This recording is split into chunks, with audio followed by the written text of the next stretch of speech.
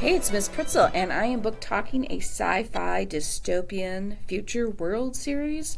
Um, and this this dystopia was caused by a very interesting. Somebody found a way to poison the oil supply, and which basically caused the downfall of modern civilization as we know it.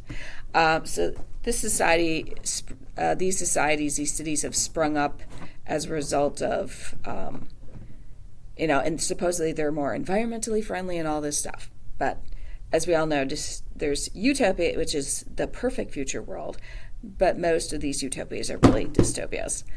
So yes, they present themselves as this perfect world. They're not. So the first book is called The Pretties. The author is Scott Westerfeld. There's 3 books in the first group, and then there's a 4th book that takes place a number of years, like 10 or so years later, 5 or 10 years later. And it does include the main characters of this, but not initially. They're not the main focus of this. And I do believe he has a 4-book series called Imposters, which is also set in the same world, but not with the same people. So, okay.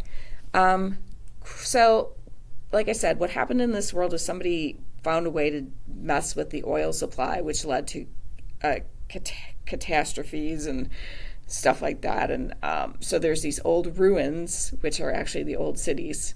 And now they've got these new cities. And in these new cities, young children are taken away from their parents, and they're raised on one side of the river where they are called the Uglies because they haven't had their pretty surgery yet. Their pretty surgery happens around, I think, the time they're 16.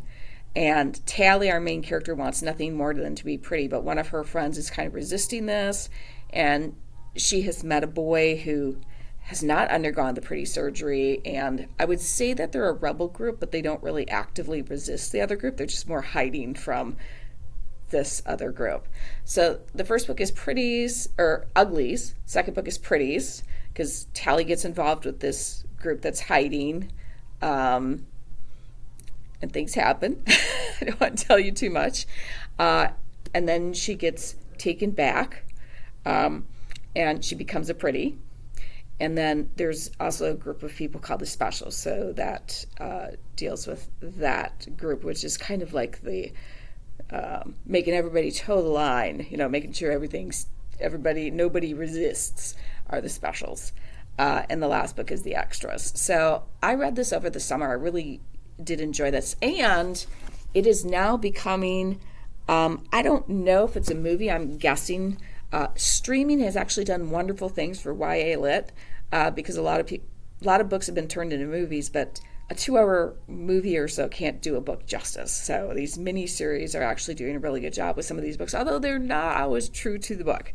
So this is in the production of being turned into I believe, a TV series, not a movie, streaming series. So like I said, this becoming a pretty is not this great. You think it's this great thing, and they're given pretty much everything they want, and they're made totally beautiful, and they have no flaws, but they're also very bubbly headed is what they call it, but bubble headed might be another term for it. So one would think it's a great thing to not have any worries or cares, and I think if you've lived long enough to know that's not really necessarily a life. There's other things that happen. So like this supposedly perfect world, because they've corrected the mistakes of the past, is really a dysfunctional world, which is where we get the term dystopia. All right, so once again, this is The Uglies is a series.